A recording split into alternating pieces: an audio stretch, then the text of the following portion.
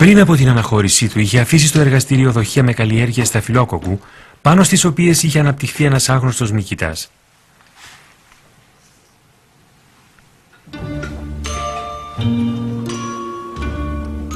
Ο Βρετανός επιστήμονας είχε βρεθεί μπροστά σε κάτι κολοσιαίο. Ο μύκητας είχε εμποδίσει την εξάπλωση των βακτηρίων.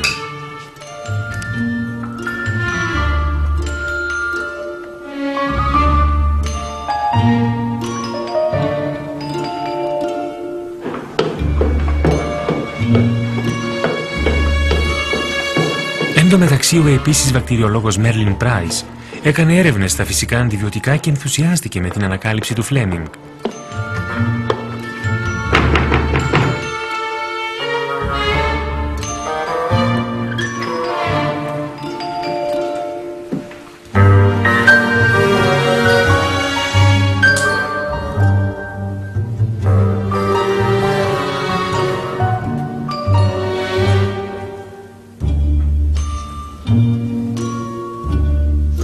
Ο Φλέμινγκ αναγνώρισε το φαινόμενο της λύσης που είχε παρατηρήσει 8 χρόνια νωρίτερα. Ο μύκητας που είχε ανακαλύψει μπορούσε να σκοτώνει βακτήρια.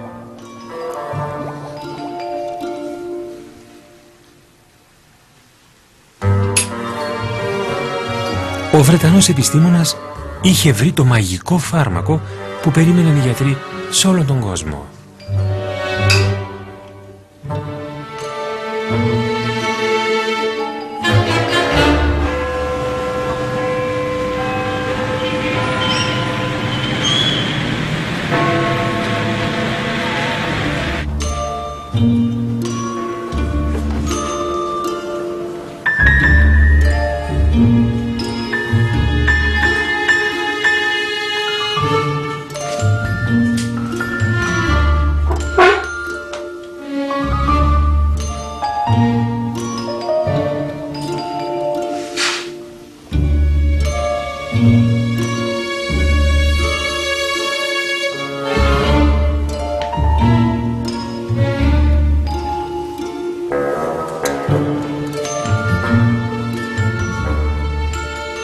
Τις μέρες που ακολούθησαν, η πενικυλίνη αποκάλυψε τις επαναστατικές της ιδιότητες. Μία από αυτές, ότι δεν ήταν επικίνδυνη για τα ζώα.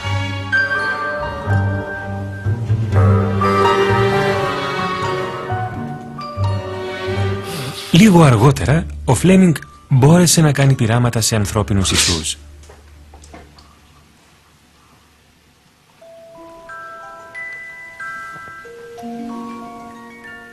Εκείνη την εποχή ο βοηθός του Στιούαρτ Κράντοκ υπέφερε από κρυώματα και επιπεφικίτιδα. Ήταν ο πρώτος άνθρωπος που επωφελήθηκε από την πενικυλίνη.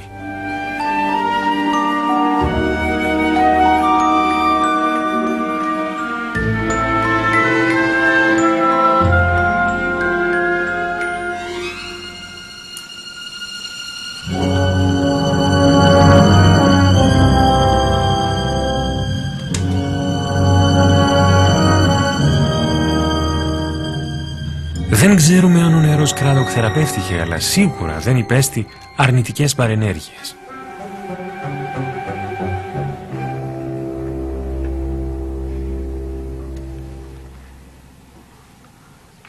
Ήταν πολύ τυχερός, όπως και όλη η ιατρική επιστήμη. Σήμερα γνωρίζουμε ότι μόνο ένα φυσικό αντιβιωτικό στα 1000 είναι αυλαβές για τον άνθρωπο. Vous savez, les champignons qui sont dans la nature produisent, et certaines bactéries produisent des antibiotiques naturellement. Dans le sol, vous avez toutes sortes de champignons qui produisent des antibiotiques. C'est un moyen de lutte naturelle des micro-organismes. Ils veulent se concurrencer, et pour se concurrencer, ils produisent des substances antibiotiques. Et le pénicillium de Fleming est un micro-organisme du sol. Malheureusement, ça n'était pas un chimiste. Et donc, il avait un produit brut qui était extrêmement instable, et il n'a pas réussi à montrer que c'était actif par injection. Et à partir de 1932-33, il avait abandonné toute recherche sur la pénicilline. Et il fallait qu'il y ait un chimiste qui s'en mêle, et puis un homme d'affaires en quelque sorte, quelqu'un qui ait une aura, une capacité d'interférer avec d'autres. Et donc en 1939, Florey s'est penché sur la littérature des substances à activité antibiotique, et il a retrouvé la publication de 1929 de Fleming. Et il s'est dit c'est peut-être intéressant. Et il a recruté à ce moment-là un homme de génie qui s'appelle Ernst Chen. Il est arrivé, il a joint l'équipe de Florey. Il a commencé par purifier, c'est lui qui a purifié la pénicilline, et Florey, lui, est testé chez la souris, et ensuite il avait des contacts, et il a formé une équipe qu'on a appelée le groupe d'Oxford, et il a été frappé à toutes les portes en disant j'ai une substance active, très active, qui s'appelle la pénicilline, qui a été découverte par Fleming, je pense que c'est important d'investir. Le gouvernement anglais dit non. Tous les industriels anglais ont dit non. On était en 1940, hein. Et il s'est tourné vers les Américains. Et là, il a eu un support financier de la Rockefeller Foundation qui lui a donné, je ne sais plus si c'est 5000 livres sterling, qui était une somme assez importante, et il a commencé sa recherche. Il a réussi à convaincre plusieurs firmes américaines de produire la pénicilline. Et ils ont commencé à produire la pénicilline.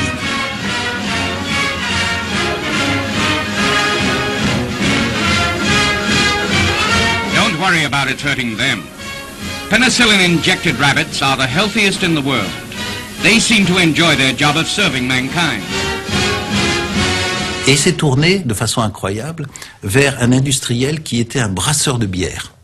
Parce qu'il s'agissait de produire en masse. Donc les gens qui étaient intéressants, c'est les gens qui avaient des fermenteurs, c'est-à-dire d'énormes containers pour cultiver en masse les bactéries, et pour pouvoir ensuite, à partir du liquide, produire une poudre lyophilisée. C'est comme ça que ça a commencé. Puis après, ils ont eu un soutien institutionnel, et la pénicilline a commencé à être utilisée à partir de février-mars 1941. Alors, les premiers essais étaient donc positifs, intéressants.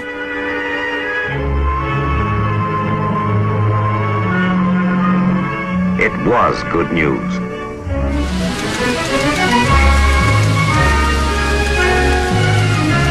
Et là-dessus arrive en décembre 1941 Pearl Harbor.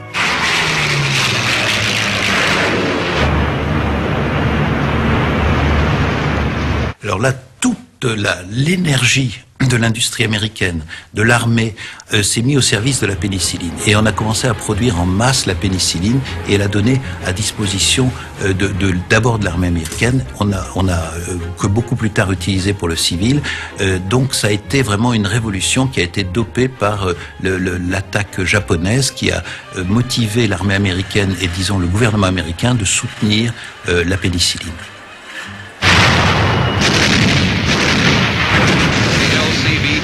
Moved in close to the obstacle barricade and dropped their ramps. Troops waded through deep water to the shore. Many never reached it.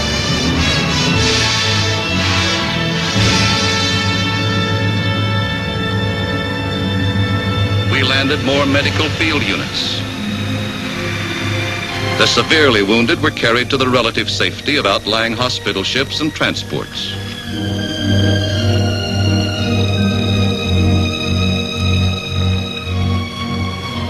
Η πενικυλίνη είχε σώσει τις πρώτες χιλιάδες ζωές. Το θαύμα της ιατρικής έκανε την πρώτη του εμφάνιση.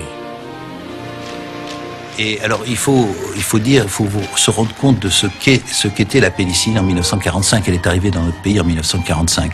C'était un produit tellement cher que quand on traitait un patient, eh bien, on recueillait l'urine du patient pour pouvoir repurifier la pénicilline et la réinjecter au patient. Ça se passait dans les années 45, 46, 47, quand il y avait vraiment très peu de pénicilline.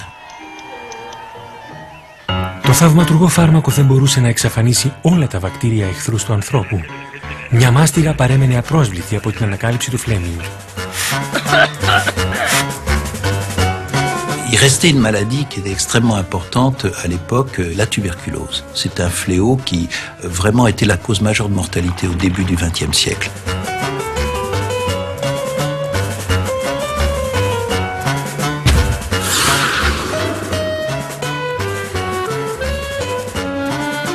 Πριν από την ανακάλυψη αντιβιωτικών που μπορούσαν να καταστρέψουν το στρεπτόκοκο, ο μόνος τρόπος άμυνας που διέθετε ο άνθρωπος ήταν οι καλές συνθήκες υγιεινής.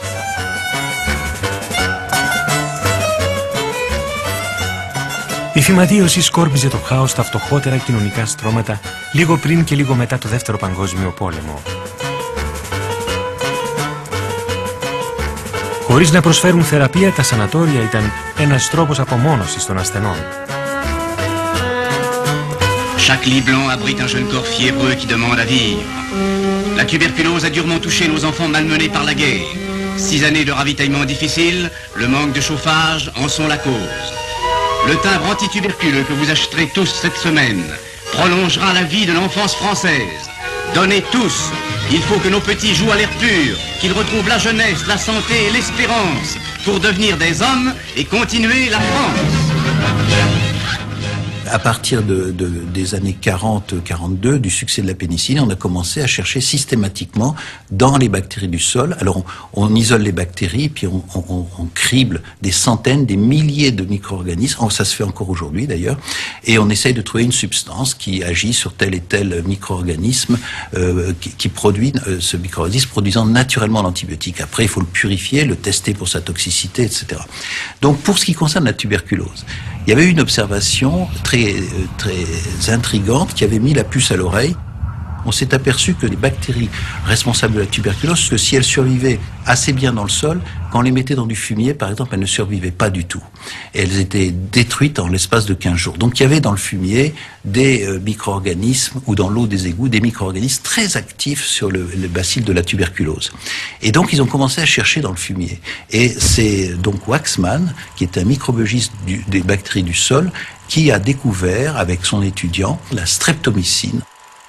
Ils ont testé des centaines et des centaines de souches de Streptomyces, c'est d'où le nom de la streptomycine. Ils en ont trouvé une qui produisait un antibiotique particulier, la streptomycine.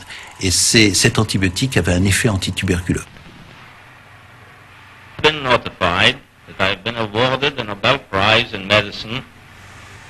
I feel particularly proud for the field of science which I represent, microbiology.